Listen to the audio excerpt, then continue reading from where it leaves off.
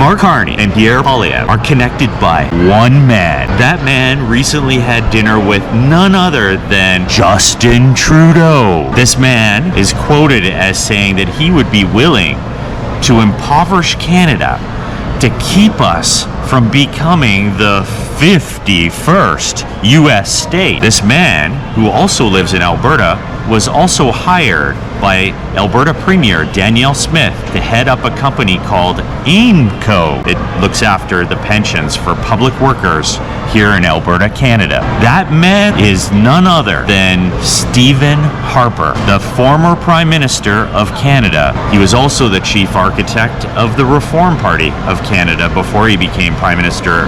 And that's important because for 10 years, Stephen Harper had the opportunity to make things fairer for Alberta, and he did not. Now let's get to the connections here. Stephen Harper hired both Mark Carney and Pierre Poilievre. Mark Carney was hired by Harper as the governor of the Bank of Canada, and Pierre Poilievre was also on Stephen Harper's team. Those are the shocking connections. These guys are part of a club, an elite club. You have to know that they're all together. They're not a different choice, especially for us here in Alberta. Harper, for 10 years, he had the opportunity to call a First Minister's Conference with all the premiers of Canada to discuss how they could make the Senate fairer for places like Alberta, where we should be having 72 senators. If we were to look at what Nova Scotia has for senators, they have 10 senators, so you could fit Nova Scotia 12 times into Alberta's area. That's not fair. We only have 6 senators right now, and Nova Scotia has 10. Now, why is that important, Jay? Because written in Section 51A of the Canadian Constitution is that provinces cannot drop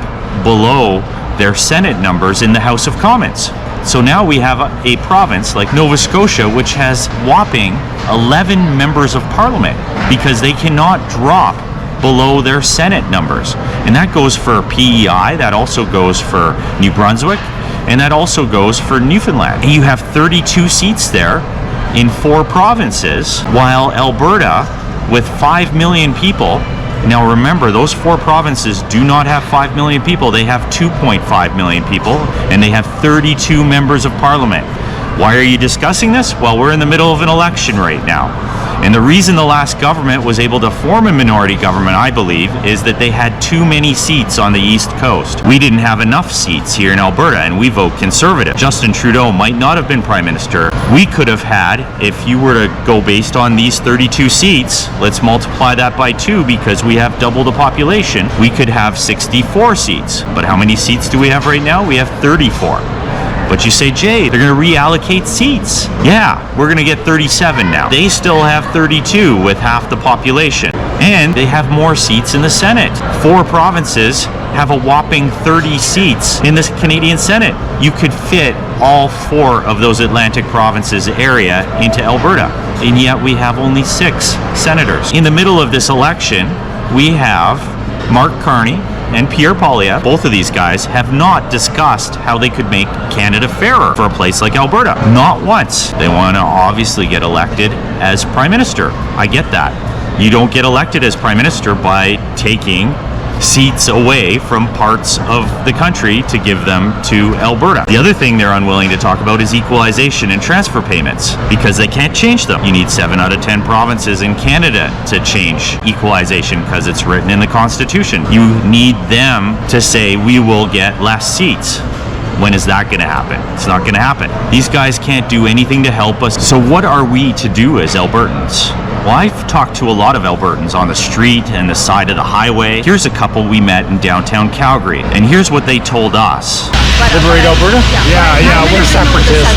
We've given up on the country. Well, what do you do then if you're done with Canada? Do you just sit this election out? I say no. You can still vote. We think the federal election is a joke. Well, let's treat it like a joke, not just sit it out. Let's do a Bart Simpson. Let's show up. Let's vote no. Let's put no on our ballot. Put no in each one of those circle bubble. You can do that. And it's not a spoiled ballot. They're going to count that ballot as a rejected ballot. And I made a video about that a few years ago, how you can vote no to Canada.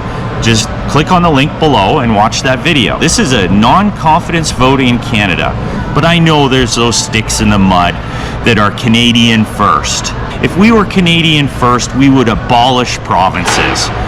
Can you think of a few provinces that wouldn't want to abolish themselves? There's at least 5 provinces that are not going to abolish their province so that they can put Canada first. Let's tick them off. Quebec, New Brunswick, Nova Scotia, Prince Edward Island, and Newfoundland. These guys get way more senators than they should in the Senate and way more MPs than they should in the House of Commons. And that's why you got a Justin Trudeau government. Vote no. Nobody knows that you're doing it.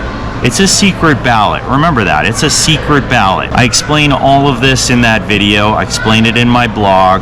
Please definitely click on the video. Now imagine you're an Albertan and you wake up the next morning to find out that 70% of your fellow Albertans and yourself voted no on your ballot, and the newspapers are going crazy.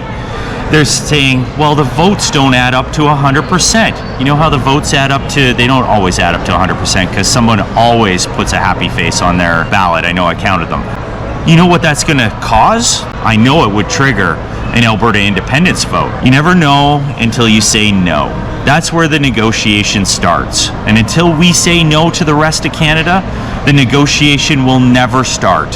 What you're doing is you're just compromising when you vote for any number of these candidates. It's just a compromise.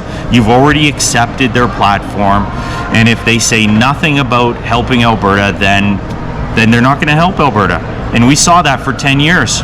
We voted Conservative, they didn't help us, and the Liberals, well, they kicked us when we were down. So you got a choice in this election, Albertans. You can vote the conventional way you've been voting, or not voting, maybe you've been sitting at home, or you can show up and vote for Alberta. Vote no to Canada is a vote for Alberta. Thank you very much for watching. Please subscribe, like, comment. I love comments, and please share. We need to get the word out here. The election is coming in less than 30 days.